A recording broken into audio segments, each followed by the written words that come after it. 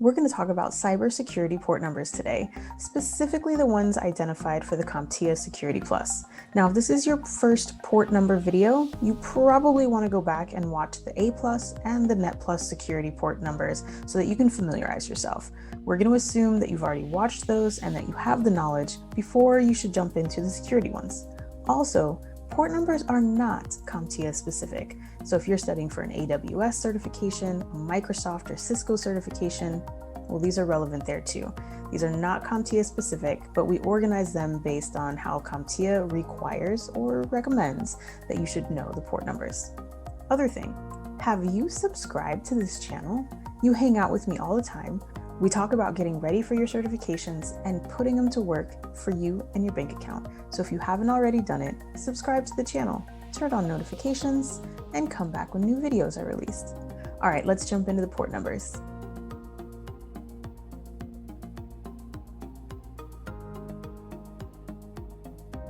So let's start with a little bit of review. Some of the port numbers that we looked at in the A Plus and the Net Plus videos are still relevant. To be honest, all of them are, but specifically we touched on some that are directly security related, such as port 22, Secure Shell or SSH, and it's a method to make sure that you can remote log in to other systems or servers and computers. So if you're not in front of the system or directly connected to a system, then you may send your actual login or authentication via SSH, port 22. Now, there are other services that operate on port 22, like Secure File Transfer Protocol or Secure Copy, aka SFTP and SCP. So keep in mind that sometimes SSH is not the only acronym that runs over port 22, but we look at other types of services that use Secure Shell for authentication, and those are going to be related to port 22 as well. Now, another port number that we've absolutely touched on before, and you should keep in your mind always, is port 443, and that is HTTPS. It's a secure version of port 80, which is HTTP, and the S, well, that's the part that's secure. The S actually stands for SSL, TLS, and SSL is secure socket layer, and the newer version of that, right, the successor to SSL is TLS, or transport layer security. Let's jump to some new port numbers that we have not touched on before. Port 49. This one is associated with what we call TACACS. That's a mouthful, and it stands for Terminal Access Controller Access Control System. So if you're familiar with the 3 A's in security, then this is pretty easy for you. It's authentication, authorization, and accounting. Those are the 3 A's. But this protocol is specifically used to authenticate access to different network devices when you're in a remote location. So it's a remote protocol that's used to link with the servers and networks, and it promotes remote access to a server to connect with an authentication server to make sure that you are you. So are you who you say you are? When you submit your credentials remotely, they're going to hit a TACACS server. Now, there is a proprietary version of this called TACACS Plus that was developed by Cisco, and you'd want to just make sure that you know that if you see the plus, that it is a Cisco proprietary protocol that they own. That's their thing. But TACACS is vendor neutral, can be used by anyone. So the next port number is going to be port 88, and this is for Kerberos. Now, Kerberos is a protocol that uses cryptography so that a client can prove their identity to a server and vice versa, especially when you're using an insecure network connection. So it's an authentication protocol, and it works on the basis of tickets. It allows different nodes that are communicating over a non-secure network to prove their identity. And that way they can create or initiate a session, and everybody knows who they are and that they are who they say they are before you transmit any important data. All right.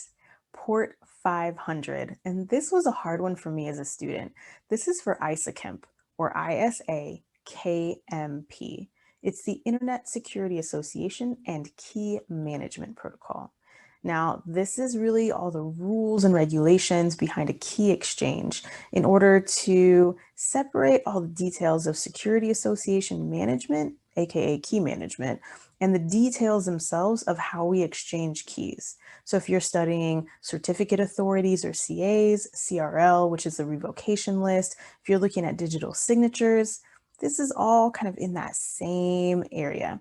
So it sets up security associations in the IPsec protocol suite.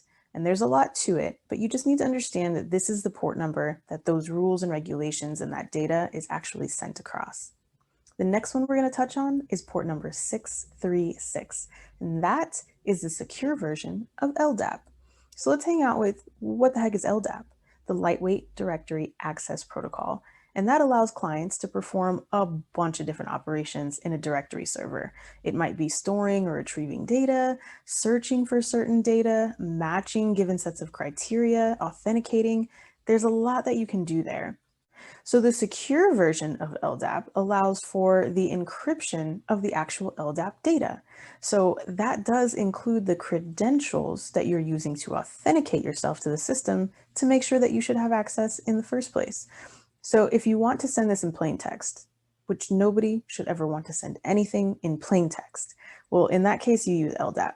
But the secure version is going to operate on port number 636, and that includes the encryption of the actual credentials, as well as any of the data while it's in transit, when a directory is being established or any data is being queried or requested from a directory. Now that was a lot, but making sure that you understand LDAP is a Network Plus thing, making sure you understand that there's a different port for the secure version, that's a Security Plus side. Now I'm going to go out of order for the next two because, well, one's old and one's new. So let's start with port 1723 or 1723, which is PPTP, Point-to-Point Tunneling Protocol, PPTP. So this allows users to remotely access corporate networks over an ISP. Does that sound familiar? Kind of like a VPN? Well, this protocol is paired with VPN technology per se. So we know that PPTP and VPNs work closely with each other, but let's separate those two things out. This protocol is the rules that are responsible for ensuring that the VPN client and the VPN server communication are actually handled properly. It actually establishes the connection to the VPN. So before you actually are in a VPN or have established a session, this is that initiation process. This is the protocol that you are going to submit your credentials to, and then it's going to take that and make sure that your client and the VPN server are actually communicating well. This is the port that all that happens to during the initiation of that session. So the newer version of this, or I should say just the improved version of this, is 1701 or port 1701, which is what we call L2TP. Now, L2TP is the next version or the successor of PPTP. Now, it is a result of the partnership between both Cisco and Microsoft. They worked together to make this happen, and it came out years and years and years ago, over a decade now. But what's really cool is that L2TP, port 1701, is a lot more secure than PPTP, port 1723. And what they did, Cisco and Microsoft together, is that they looked at some of the vulnerabilities and the flaws, and they started hardening the protocol and how it actually works. And that's how L2TP was born. All right, so that's a lot of new protocols and some great things that you need to go out and Google, because I don't want to do a deep dive here. I could do a whole video on every single one of those protocols, how they work, and how they connect to each other. This is just a high-level overview of some of the ports that you need to be familiar with to be successful on your Security Plus.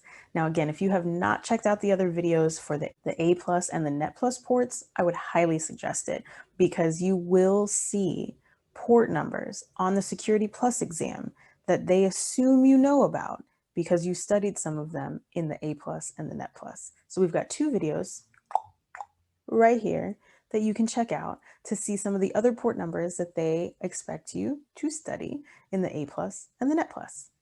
All right, subscribe. I'll see you soon. Get certified, get paid, and